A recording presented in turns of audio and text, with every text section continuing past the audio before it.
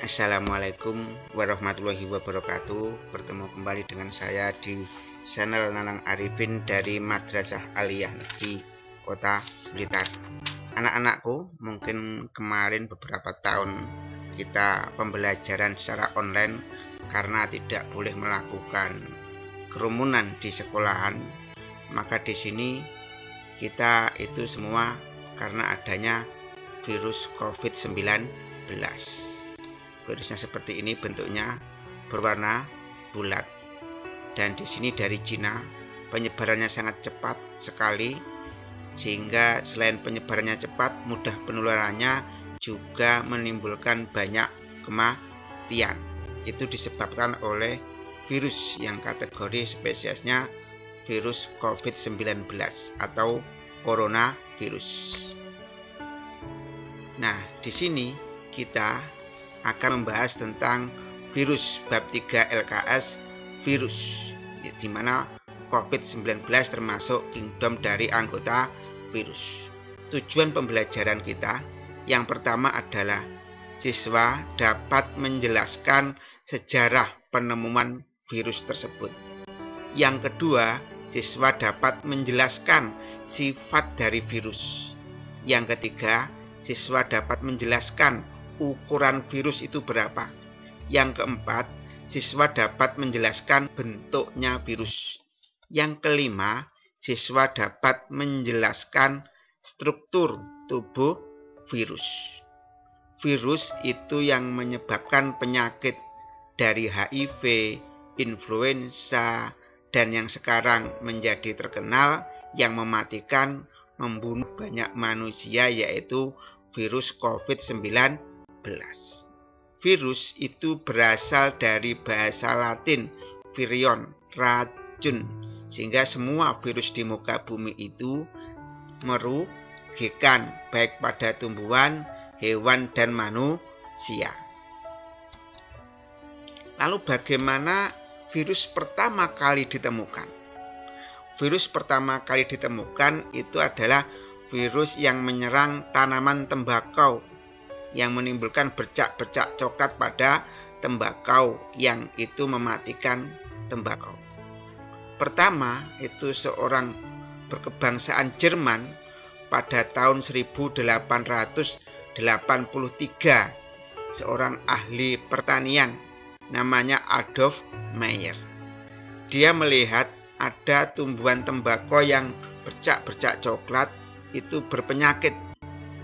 Akhirnya dia mencoba tumbuhan yang daunnya bercak-bercak coklat dihaluskan.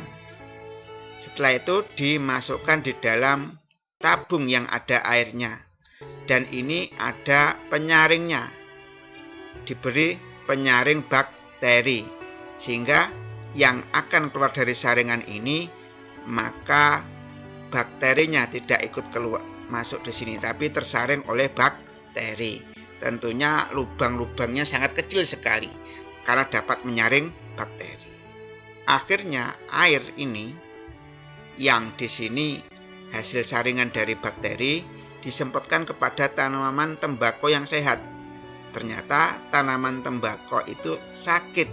Berarti di sini ada penularan dari tanaman tembakau yang sakit kepada tanaman tembakau yang sehat. Tapi Adolf Meyer belum tahu apa penyebab dari sakitnya tanaman tembakau. Lalu pada tahun 1892, seseorang yang berkebangsaan Rusia, Dmitri Ivanovsky, dia melakukan percobaan ulang kembali, di mana dia menghaluskan daun tembakau yang berpenyakit tadi, dimasukkan ke dalam tabung yang ada airnya, dan disaring dengan penyaringan yang bisa menyaring bakteri. Terus air ini disemprotkan pada tanaman tembakau yang sehat. Ternyata tanaman tembakau itu ikut berpenyakit. Ivanovsky menyimpulkan bahwa itu adalah sejenis patogen yang bisa mengeluarkan racun yang bisa menimbulkan penyakit. Di sini adalah kuman, tapi belum diketahui jenisnya apa, namanya apa. Selanjutnya pada tahun 1897, Beijering itu menyebutkan bahwa penyebab penyakit tembakau adalah sejenis bakteri yang lolos dari saringan. Dan ini bisa menular, bisa berkembang biak, tapi di sini nggak bisa dibunuh karena ketika diberi alkohol tidak mati kuman tersebut. Selanjutnya pada tahun 1935, seorang ilmuwan bernama W. Stanley, dia berhasil mengkristalkan, mengeringkan virus tersebut menjadi batang-batang seperti ini. Dia dinamakan TMF, Tobacco Mosaic Virus, virus yang menyerang daun tembakau. Ini dari situ maka organisme makhluk hidup sejenis itu dinamakan virus, termasuk COVID-19 disebabkan oleh anggota kingdom virus. Nah, bagaimana sifat virus itu? Virus itu dapat dikatakan makhluk hidup, juga dapat dikatakan makhluk tidak hidup. Dikatakan hidup, ternyata enggak hidup. Dikatakan mati, ternyata hidup. Virus dikatakan makhluk hidup karena mampu melakukan perkembangbiak, berbanyak diri, reproduksi. Kalau manusia melahirkan, kalau ayam bertelur, di sini adalah mengalami replikasi virus yang ada siklus lisogenetik. Nanti pertemuan akan datang akan Bapak jelaskan. Virus dikatakan makhluk hidup. Mengapa? Karena virus tidak dapat dikatakan sebagai sel, dan virus tidak mampu melakukan metabolisme seperti respirasi, fotosintesis, sehingga bagaimana respirasi virus tidak diketahui. Serta virus hidupnya sangat tergantung pada host space-nya, pada inangnya, pada makhluk hidup yang ditempati. Virus COVID-19 bisa hidup jika dia ada di dalam tubuh manusia. Jika dia tidak ada dalam tubuh manusia, dia akan mati. Nah, apa yang membedakan virus dan sel? Sehingga virus tidak dapat dikatakan sebagai sel. Di sini sel, dikatakan sel itu ada membran sel, ada sitoplasma, cairan dalam sel, ada nukleus, inti sel, ada organel seperti ribosom, retikulum, endoplasma. Itu dikatakan sel. Virus tidak memiliki membran sel, tidak memiliki nukleus atau inti sel. Sehingga virus termasuk non-seluler, bukan sel. Nah, yang kedua, virus dikatakan makhluk tak hidup karena virus hanya dapat berkembang biak, memperbanyak diri dalam sel hidup. Ada virus yang hidup di dalam bakteri yang ada di usus manusia. Ada virus yang ada dalam paru-paru manusia, yaitu virus COVID-19. Selanjutnya, virus dikatakan makhluk tak hidup karena virus hanya terdiri atas asam nukleat, bisa berupa DNA, bisa berupa RNA, dan terdiri dari selubung protein. Di sini virus hanya mengandung DNA, RNA, dan selubung protein. Ini seperti virus yang menyebabkan influenza, hanya mengandung DNA atau RNA, asam nukleat, dan mengandung selubung protein. Itu aja. Dan yang keempat, virus dikatakan makhluk tak hidup karena virus dapat dikristalkan. Sehingga virus dikatakan makhluk tidak hidup. Selanjutnya apa? Bagaimana ukuran virus? Ingat, virus hanya dapat dilihat dengan menggunakan mikroskop elektron. Mankota Blitar tidak punya mikroskop elektron karena sangat kecil sekali. Berapa ukuran virus? Virus memiliki ukuran 20-300 nanometer. Dan garis tengahnya terkecil 17 nanometer. 1 nanometer itu berarti sama dengan 1/1 miliar meter. Berarti kalau ini virus yang ukuran terbesar 300 dibagi 1 miliar meter. sehingga virus ukurannya sangat kecil sekali.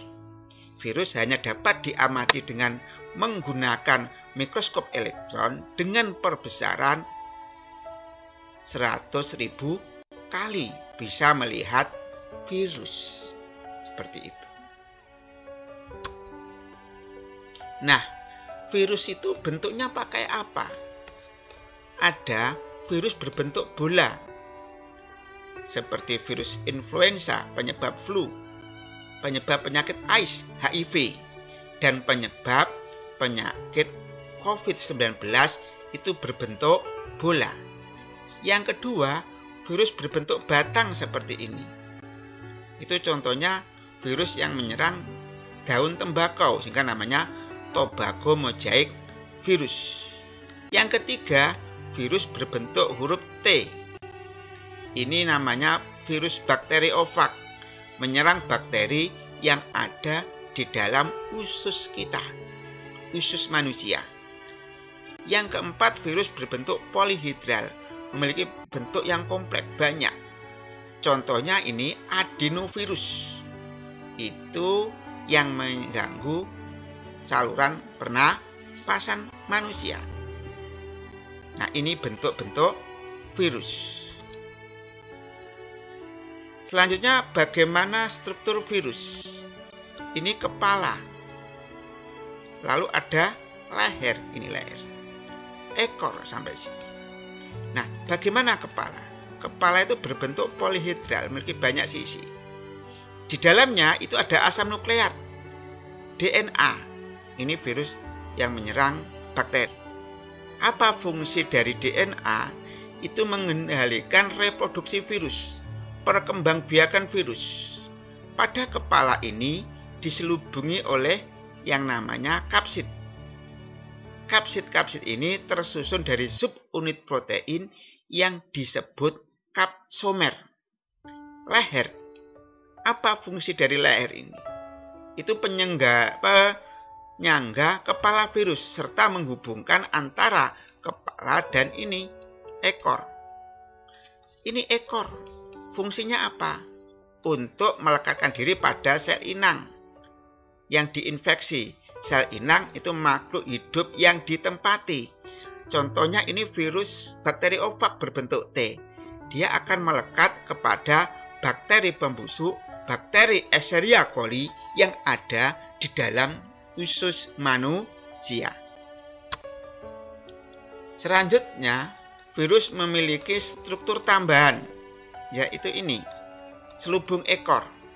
Selubung ekor berfungsi menginfeksi DNA ke dalam sel Holpes, makhluk hidup yang ditumpanginya. Contohnya ini menyerang bakteri.